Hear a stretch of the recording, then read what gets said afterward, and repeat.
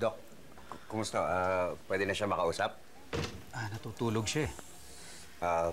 Pwede ko ba siyang kausapin kahit natutulog? Yung parang sa pelikula yun.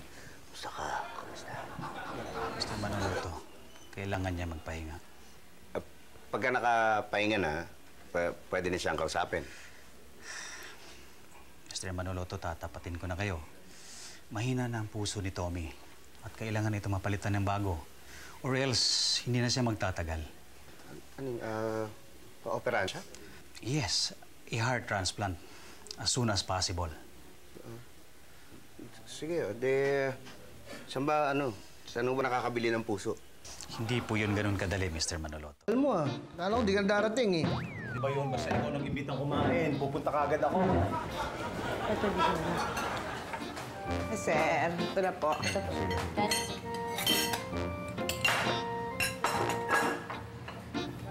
Pits, ano to? Gulay? Arte mo naman, bakit? Hindi ka na kumakain ng gulay? Hindi naman siya ganun, Pits. Pero tignan mo naman. Ni sahog wala eh. Ni hibi wala eh. Sabi ko sa'yo, si Sante mo itong dalawang to, hindi marunong magluto. Sa mga talagang asal nito. Si Sir Pepito may utos niyan. Gulay lang, walang sahog. Kung ayaw mo, wag. Pits, totoo ba yun? Oo, si Tommy kasi, na-hospital, natake sa puso, kaya ayaw kumain ng matataba. May kilala ka bang organ donor? Meron, Pits. Kung gusto mo, samahan kita. Hindi ka nakakain? Kala ko gutom ka. Hindi, mas masarap kasi kumain sa bato kaysa gulay. Grabe ka, Kuya Patrick. Mas pipiliin mo magbato kaysa sa gulay.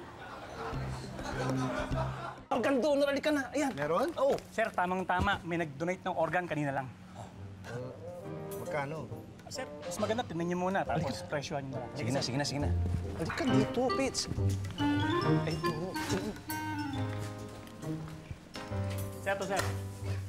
Sir. Sikat na composer ang nag-donate niya. Sino nag-donate?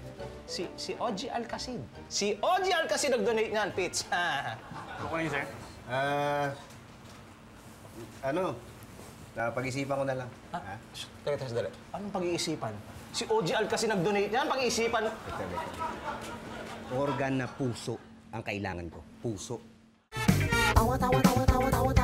Anytime, anyone, anyhow. Halika manood at sumigaw. Anywhere in the world, everybody in the house. Click and subscribe now.